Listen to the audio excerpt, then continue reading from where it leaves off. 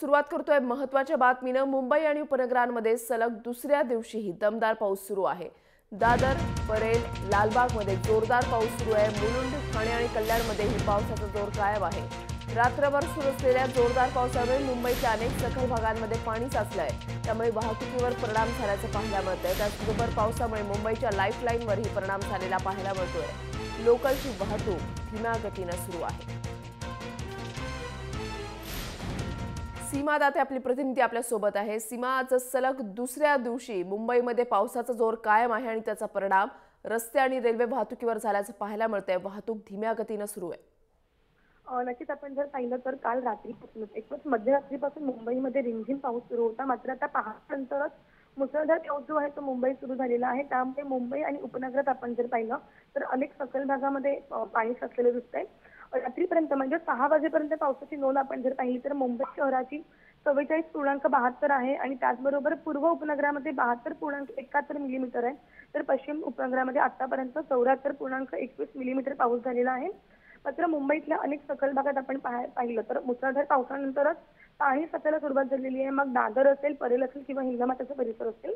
त्याचबरोबर या पावसाचा एकूणच परिणाम जो आहे तो लाईफलाईनवर झालेला आहे, म्हणजे रेल्वेवर झालेला आहे।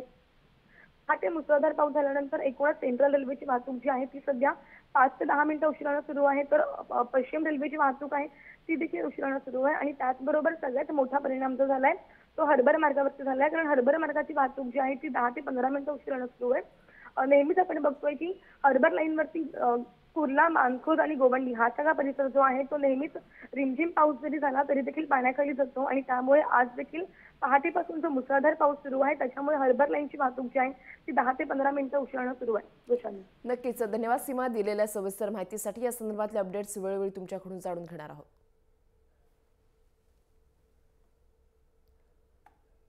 निकेश शार्दूल आपले प्रतिनिधी आपल्या सोबत आहे। तर निकेश, पावसाचे सध्या काय अपडेट्स आहेत?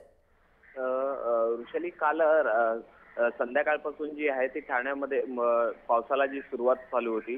संध्याकाळपासून जो पाऊस जो होता हा ठाण्यामध्ये रिमझिम पद्धतीने चालू होता। मात्र रात्र जेव्हा रात्र झाली तर संपूर्ण रात्रभर ठाण्यामध्ये पावसाने मुसळधार पावसाला सुरुवात झाली होती। मात्र आता सकाळ झालेली आहे, सकाळपासून आता तरी रिमझिम पावसाला ठाण्यामध्ये अजूनही रिमझिम पाऊस हा जो आहे तो चालू आहे। त्यामुळे ठाण्यामध्ये जे वाहतूक जी आहे ती आता सुरळीतपणे चालू आहे।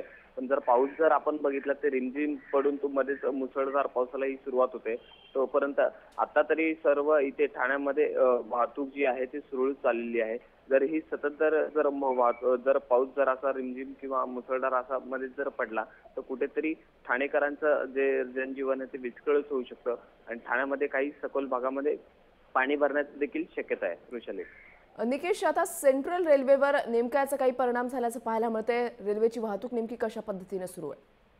रेल्वेची वाहतूक जी आहे ती रात्रभर जे मुसळधार जे पाऊस पडलेला आहे त्यामुळे ठाण्यापासून ज्या रेल्वे आहेत ते 10 ते 15 मिनिटांनी काही वेळात म्हणजे उशिराने सोडण्याचं दाखवलं जात आहे।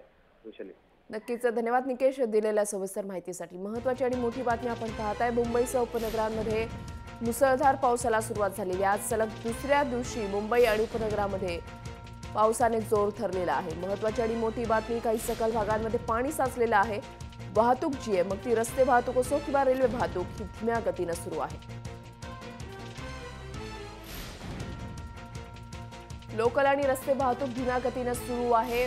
पश्चिम रेल्वे, मध्य रेल्वे आणि हार्बर रेल्वेवरची वाहतूक जवळपास 10 ते 15 मिनिटं उशिरानं सुरू आहे। महत्त्वाची आणि मोठी बातमी आताच्या घडीची आपण पाहताय। सलग दुसऱ्या दिवशी मुंबईमध्ये मुसळधार पाऊस कोसळतोय।